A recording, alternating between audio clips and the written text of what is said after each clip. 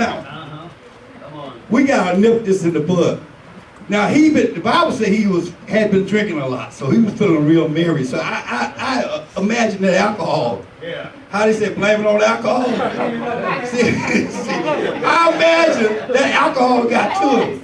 That alcohol got to him. You know what I'm saying? That alcohol got to him. Yes. So he got caught up. They oh yeah, well hey, you know what? We can't have this thing. They're gonna be running around, and women gonna be trying to take over. So he gets caught up in this. So he decides, okay, well, I'll tell you what, I'm going to make a law. I'm going to get rid of her.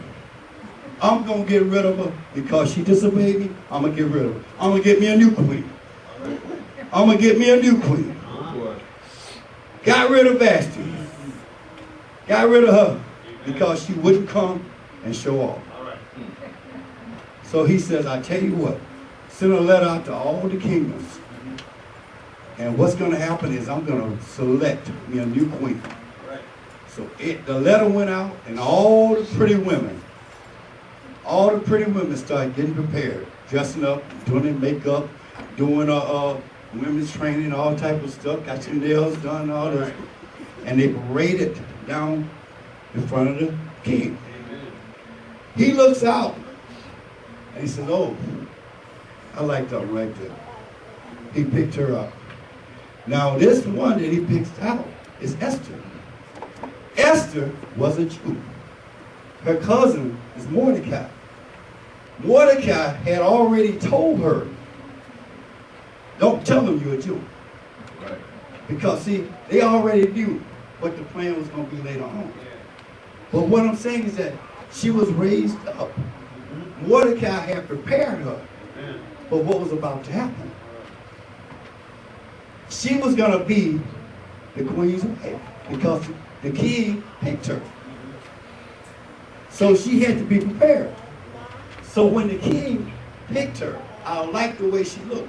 But now, here's something else I want you to see. Remember I talked about how God's name was not mentioned in that book? Amen.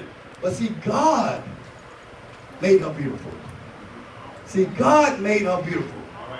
How is she so beautiful over everybody else? Because God made her beautiful. God put it in Xerxes' spirit that, hey, she's a beautiful, this is the one I want. Everybody liked her. Everybody liked her. Even the people that were preparing her to go in front of the king. They liked the way she looked. She had a good spirit. God helped her become beautiful. She didn't just get it on her own. Right. God helped her be the chosen one. That's the message in that for us. God can help us. Whatever we're trying to accomplish in our life, we're trying to get a promotion, I don't care what it is we're trying to get in our life, God can help us become beautiful. See, because beauty is not only on the outside. Because another thing about Esther, when she was getting prepared, Esther didn't do all the makeup and stuff. She said, I don't need it. She said, I'm all right. She didn't get all the treatments that the other women got. She didn't need all of that because she had God on her side. Beauty is only skin. You know, we need to be more concerned about having a beautiful personality, being a beautiful person, than what we look like on the outside. Nevertheless, Esther was chosen. Esther was chosen. The king takes her in. Now, a little while longer, let me show you what happened. Mordecai, sitting outside one day, overhears a plot to kill the king. You know, he's just sitting there, you know. All of this is God's working on this. He overhears about this plot to kill the king. So Mordecai goes and tells Esther. By this time, they was already married. Esther already in the castle. Mordecai goes and tells Esther, I heard a plot. They're going to try to kill the king. So Esther went and told her husband. She went and told him, hey, they're trying to kill you. The king handled his business. He went and rounded them up and killed them. He says, I tell you what I want you to do. I want you to write it down. Write a record of Mordecai saving my life. They wrote it down. Had it in the book. Had it wrote down that Mordecai helped save his life. Later on, watch what happens later on. Another bad person rises up. His name was Haman. Sort of like a Rush Limbaugh. Sort of like a Rush Limbaugh. Haman rose up. Haman was a wicked man. He hated Jews. He hated the Jews. His people had been some of the people that had dealt with Saul. They were the Amalekites. He was some bad folks. Amen. Haman, he was the second in command behind the king. So anyway, Haman came up with this plot. Because Mordecai would not bow down to him, he says, you know what? We need to kill them all. Let's kill them all. Again, the king going along with this foolishness. Haman goes to the king and says, I tell you what, I want you to write a letter authorizing me to kill all the Jews. The king said, okay, sure, why not? Remember now, he didn't know that Esther was a Jew. See, he didn't know his wife was a Jew. Because Mordecai told, don't tell him. So Haman went to him and said, okay, I'll kill him. Let's kill him. He offered a reward. Said, everybody that kills a Jew, I'm going to give you something too.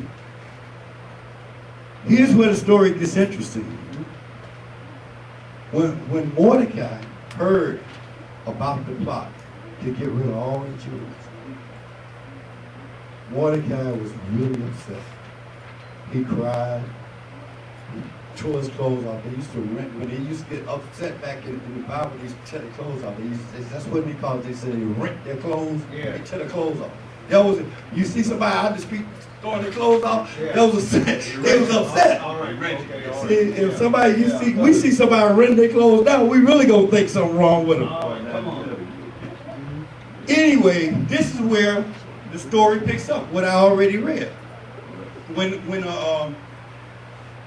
Mordecai commanded, look at verse 13. Mordecai commanded to answer Esther. He says, think not with thyself that thou shalt escape in the king's house more than all the Jews. This is Mordecai talking to Esther. Mordecai is telling Esther, said, don't you think, just because you're sitting up in the king's house, that you're going to escape. Don't think that just because you're married to the king, that you're going to get away. Don't any of us think, just because we are in the king's house, that we're going to escape. Now, I know some of us looking real good. Some of us got some good jobs, and we doing all right. Well, ain't nobody here missing no meals. Ain't nobody here missing no meals. We doing all right. I mean, it ain't as good as we'd like, but relatively speaking, we doing all right. But don't think that you're going to escape if you don't do your responsibility. Amen. All of us have a responsibility to do. We all have a part to play. This is what Mordecai is trying to get Esther to understand. You came from down here in the ghetto with us. Now you're sitting up there in the king's house. You're doing all right. You see, now all of us have came from somewhere else. We all doing better than we used to. Anybody that's doing worse, raise your hand. That's all right. We all doing better than we used to. I can remember eating peanut butter sandwiches without the peanut butter. Imagine there was peanut butter in there. Y'all don't know nothing about them imaginary meals. You know, imaginary meal. Imagine you got something in it. I'm talking like having bread and putting some sugar on